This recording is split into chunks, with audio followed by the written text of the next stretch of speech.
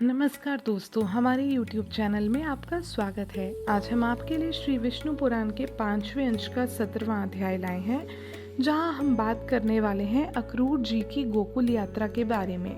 तो चलिए भगवान विष्णु का नाम लेकर शुरू करते हैं इस अध्याय को। श्री पराशर जी कहते हैं कि अक्रूर जी भी तुरंत ही मथुरापुरी से निकलकर श्री कृष्ण चंद्र दर्शन की लालसा से एक शीघ्रगामी रथ द्वारा नंद जी के गोकुल को गए। अक्रूर जी सोचने लगे, आज मुझे जैसा बड़भागी और कोई नहीं है, क्योंकि अपने अंश से अवतीर्ण चक्रधारी श्री विष्णु भगवान का मुख मैं अपने नेत्रों से देखूंगा। आज मेरा जन्म सफल हो गया। आज की रात्रि अवश्य सुंदर प्रभात वाली ही थी, जिससे कि मैं आज खिले हुए कमल के समान नेत्र वाले श्री विष्णु भगवान के मुख का दर्शन करूंगा।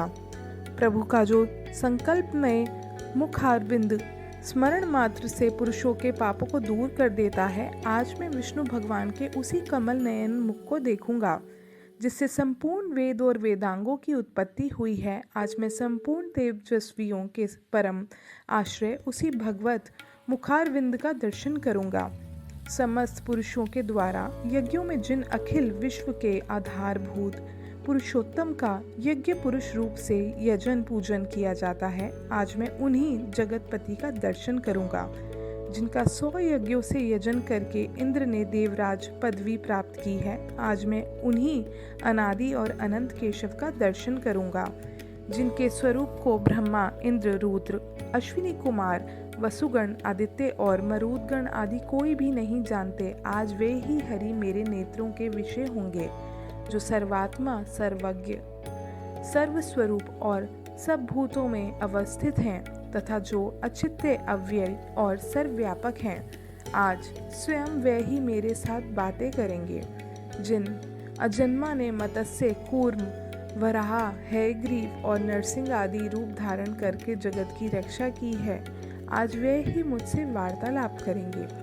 इस समय उन अव्यय आत्मा जगत प्रभु ने अपने मन में सोचा हुआ कार्य करने के लिए ही अपनी ही इच्छा से मनुष्य देह धारण किया है।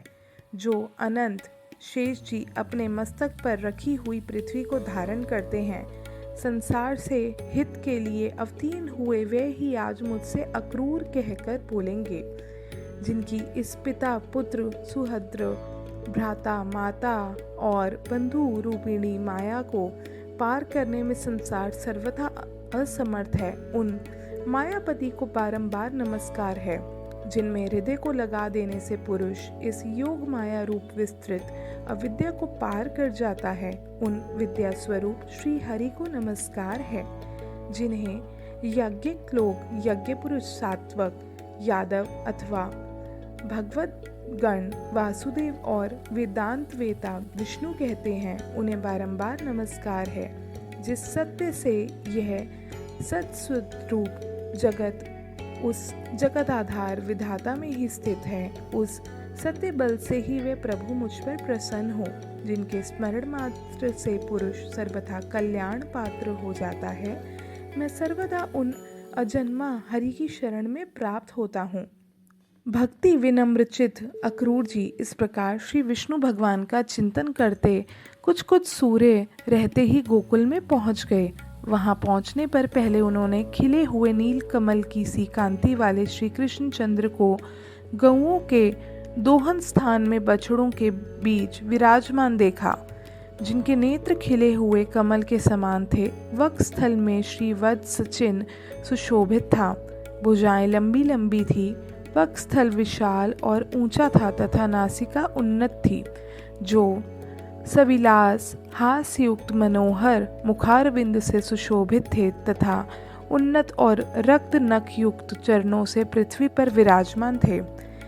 जो 2 पीतांबर धारण किए थे, वन्य पुष्पों विभूषित थे तथा जिनका श्वेत कमल के आभूषणों से युक्त श्याम शरीर सचंद्र नीलांचल के समान सुशोभित था। श्री वज्र चंद्र के पीछे उन्होंने हंस, कुंद और चंद्रमा के समान गौरव वर्ण नीलांबरधारी यदुनंदन श्री बलभद्र जी को देखा। विशाल भुजदंड, उन्नत स्कंद और विकसित मुखारविंद श्री बलभद्र जी मेघमाला से घिरे हुए दूसरे कैलाश पर्वत के समान जान पड़ते थे। उन दोनों बालकों को देखकर महामती अक्रूर जी का मुख कमल प्रफुल्लित हो गया तथा उनके स्वर्गार्ग में पुलकावली छा गई और वे मन ही मन कहने लगे, इन दो रूपों में जो ये भगवान वासुदेव का अंश स्थित है वही परम धाम है और वही परम पद है। इन जगाधिदाता के दर्शन पाकर आज मेरे नेत्र युगल जो सफल हो गए, किंतु क्या अब भगवत कृपा से इनका अंग अंग पाकर मेरा शरीर भी कृतकृत्य हो सकेगा। जिनकी अंगुली के स्पर्श मात्र से संपूर्ण पापों से मुक्त हुए पुरुष निर्दोष सिद्धि यानी कैवल्य मोक्ष प्राप्त कर लेते हैं, क्या वह अनंत मूर्ति श्रीमान हरि मेरे पीठ पर अपना कर कमल रखेंगे, जिन्होंने अग्नि, विद्युत और सूर्य की किरण माला के समान अपने उग्र चक्र का प्रहार कर दैत्यपति के सेना को नष्ट करते हुए असुर सुंदरियों की आंखों के अंजन धो डाले थे, जिनको एक जल बिंदु प्रदान करने से राजा बलि ने पृथ्वी तल में अति मनोज्ञ भोग और एक मनवंतर तक देवत्व लाभ पूर्वक शत्रु विहीन इंद्रपद प्राप्त किया था। वह ही विष्णु भगवान मुझ निर्दोष को भी कंस के संसर्ग से दोषी ठहराकर क्या मेरी अवज्ञा कर देंगे। मेरे ऐसे साधु जन बहिष्कृत पुरुष के जन्म को धिक्कार है, अथवा संसार में ऐसी कौन वस्तु है जो उन ज्ञान स्वरूप शुद्ध सत्व राशि दोषहीन नित्य प्रकाश और समस्त भूतों के हृदय स्थित प्रभु को विदित ना हो। अतः मैं उन ईश्वरों के ईश्वर आदि मध्य और अंतरहित पुरुषोत्तम भगवान विष्णु के अंश अवतार श्री कृष्णचंद्र के पास भक्ति विनम्र चित्त से जाता हूँ। मुझे पूर्ण आशा है कि वे मेरी कभी अवज्ञा नहीं करेंगे। इस प्रकार श्री विष्णु पुराण के 5वें अंश का 17वां अध्याय समाप्त होता है।